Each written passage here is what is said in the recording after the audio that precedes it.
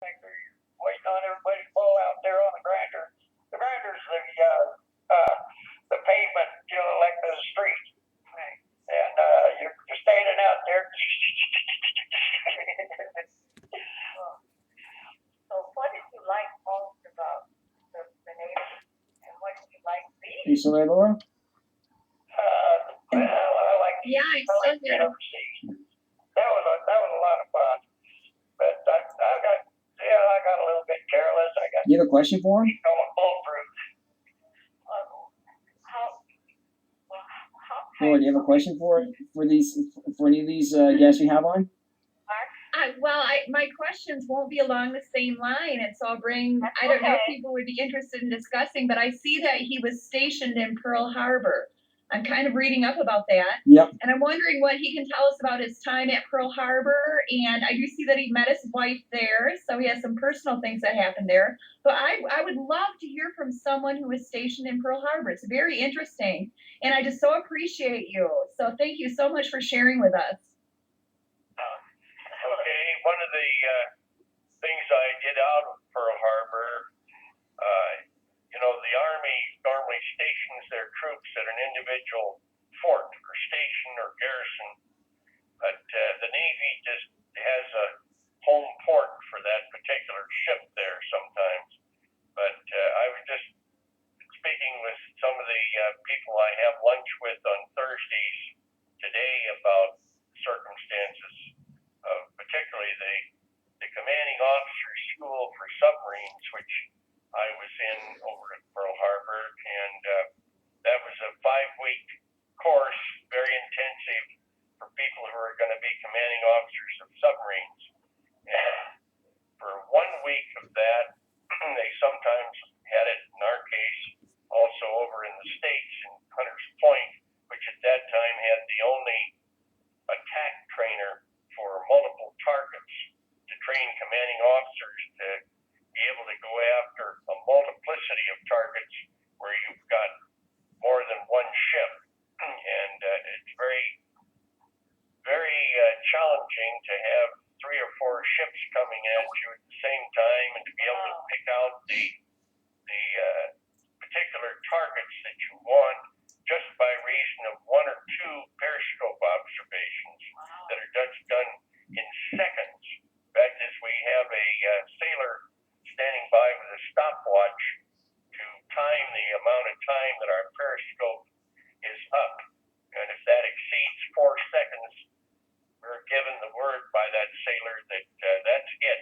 So we have to have a very precise type of operation of observing those matters, and then in addition to that, then we do a lot of time on what is known as the torpedo data computer, which is a matter of a highly technical computer that has the target, has your own ship, and has the relationship between the two, and also is the control for your torpedoes, which are your primary weapon for a submarine. So those are the things that we learn, and we learn also how to get in behind and get behind a screen, which is of destroyers, to get in to get the main target. That is the challenge of submarines, to be able to kill and knock off the principal target that's inside the convoy, because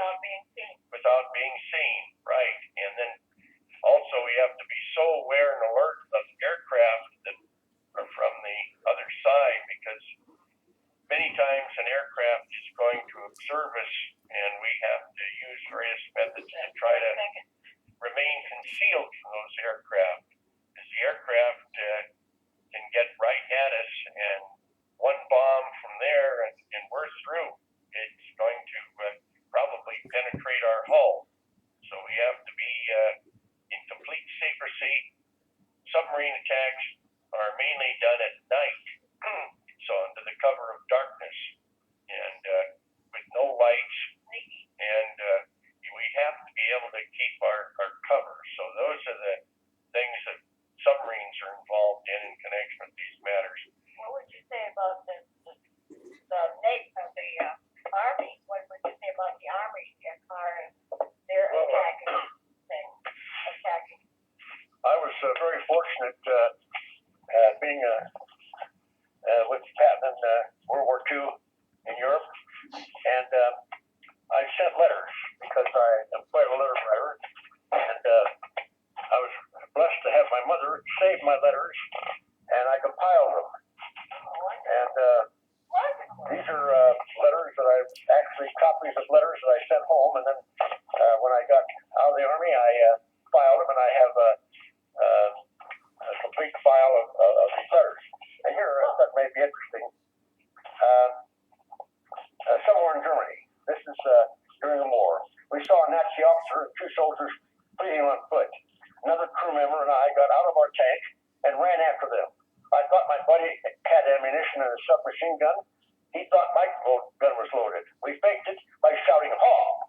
We pointed out unloaded weapons at them. We took them to our officer, who in turn turned them over to military police. What expression on their faces when they discovered their captors had no ammo.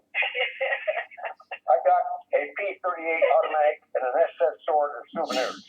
Instantly, our tank crew sported goatees, sideburns, and mustaches. We are not going to shave them off until we get out of this hole. Here's another observation. Somewhere in Germany, Sunday, I saw an elderly lady leaving a church. They're not totally extinct here. I wonder whom she worshipped. Could it have been Hitler, who represents the raging fires of hell? Or could this neat-appearing lady deep within hold devotion to the Almighty? Certainly there is no room for the utterance of both names in the same breath. There are no atheists here, not with what we encounter. Like that, did you write to your mother? No. You didn't send letters or anything? Oh, yeah, I sent letters. So you have also, but I'm sure she kept most of them, all of them actually. They're very dear to her. What about you, Admiral? Did you have letters to your mother? When we could do it, we did, but we had, as our guest has indicated, why aircraft carriers, bird farms, we refer to them as, why the bird farms usually are underway for less than 30 days, 28 days, something of that nature, as Ron stated. And we in the submarine force, why we were usually underway for substantially long periods. The longest patrol that I ever went on was 108 days submerged without servicing. So we didn't have the worry of having to write off or let anybody correspond with us, and it was very important. They didn't know where we were going or what we were doing. And a few of us at the command level, why we knew where we were going, what we were doing.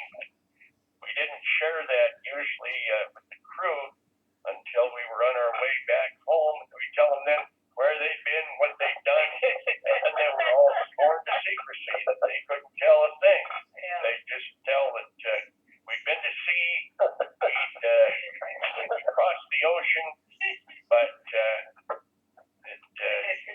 that was it. And it was on a so-called need-to-know basis, in the sense that didn't have to know where we were or what we were doing. We didn't tell. And many times